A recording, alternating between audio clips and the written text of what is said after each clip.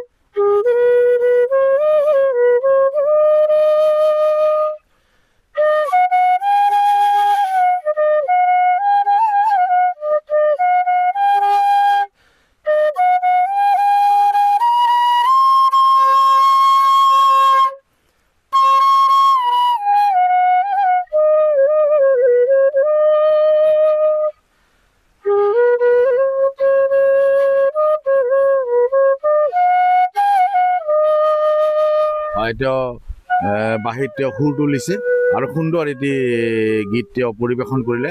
মই তেওঁক কিছু কথা পাতিবলৈ চেষ্টা কৰিম। হয়, আপোনাৰ নাম? মোৰ নাম কমল ৰায়। কমল ৰায়, হয়। আপোনাৰ ঘৰ? মোৰ ঘৰ বঙাইগাঁও ডিষ্ট্ৰিক্ট, উত্তৰ শালমাৰা মাছপাৰা। হয়। আপুনি ই ৰিক্সাও চলায়? অঁ, ই ৰিক্সা চলাওঁ মই।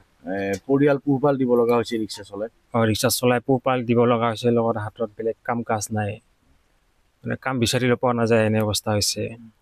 তাৰ লগতে আপুনি সংগীত চৰ্চা অব্যাহত? সংগীত চৰ্চা অব্যাহত আছে, মানে বাঁহী বনাওঁ, এই পেঁপা, মহৰ শিঙৰ পেঁপা এইবিলাক বনাওঁ।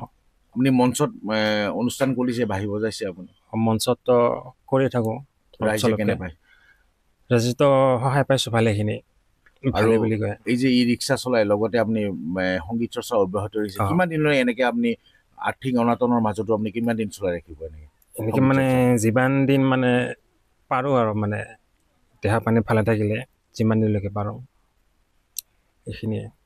আৰু ঘৰতো বহুত অভাৱ অনাটন দেখা পায়, আৰু বাবা অসুস্থ হৈ আছে, মানে চবখিনি তাৰ বিচনাতে মানে জগা দিব লাগে। মাজেদি আপুনি সংগীত চৰ্চা অব্যাহত ৰাখিছে? হয়।